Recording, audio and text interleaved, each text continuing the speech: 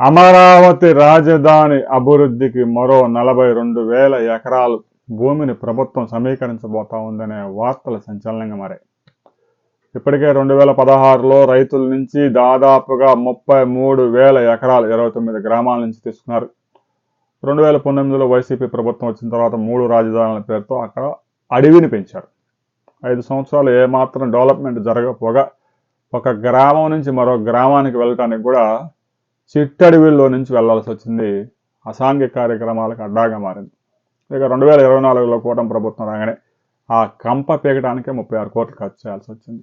అయితే ఇప్పటికే తీసుకున్న భూముల్లో ఇంకా కొంతమంది రైతులకి ప్లాట్స్ కూడా కేటాయించలేదు. ప్లాట్స్ కేటాయించిన వారికి వారి ప్లాట్ ఎక్కడుందో కూడా ఇంకా ఆ సరిహద్దు రాళ్ళు కూడా కొంతమంది కనిపించడం లేదు. అయితే ఆ కార్యక్రమాలన్నీ వేగంగా జరుగుతున్నాయి. 96% మంది రైతులకు ప్లాట్స్ కేటాయించారు. కేవలం 4-5% మంది మాత్రమే ఇంకా మిగిలారు. వారికి రాబోయే 15 రోజుల్లో ప్లాట్స్ మొత్తం కేటాయించడంతో పాటు సరిహద్దు రాళ్లు కూడా వేగంగా వేస్తూ ఉన్నారు. రోడ్ల నిర్మాణానికి కూడా 3,000 కోట్ల రూపాయలతో టెండర్స్ పిలిచారు. ప్రతి ప్లాట్కి రోడ్డు నిర్మించే కార్యక్రమం రాబోయే 24 నెలల్లోనే కంప్లీట్ చేయబోతున్నారు. ఇక రాజధాని అవసరాలకి భవిష్యత్ అవసరాలకి 1,00,000 ఎకరాలు అవసరం అవుతుంది.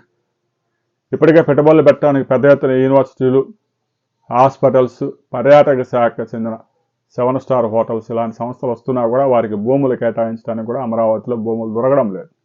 అయితే రాబోయే రోజుల్లో ప్రభుత్వం సేకరించే భూములు అన్నీ ఒకే చోట ఉంటాయా, లేదు అంటే inner ring road, outer ring రోడ్డుకి సరిహద్దులు, దానికి ఆనుకొని ఉన్న గ్రామాల్లో భూములు సేకరిస్తారనే విషయంలో కొంత క్లారిటీ రావాల్సింది.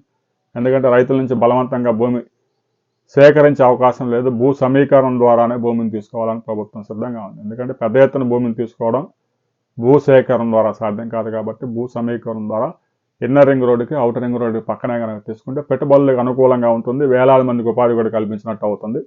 రాబోయే కొద్ది రోజుల్లో దీని మీద ప్రభుత్వం కూడా ఒక క్లారిటీ ఇస్తుంది. ప్రస్తుతానికి దీని మీద అధ్యయనం మాత్రమే జరుగుతూ ఉంది. ప్రభుత్వం నుంచి ఎలాంటి ప్రకటన రాలేదు. ఈరోజు కేబినెట్ మీటింగ్లో దీనికి సంబంధించిన ఏమైనా అప్డేట్స్ వస్తే మనం మరో వీడియోలో తెలుసుకుందాం. వీడియోని లైక్ చేయండి, షేర్ చేయండి, సబ్స్క్రైబ్ చేసుకోండి.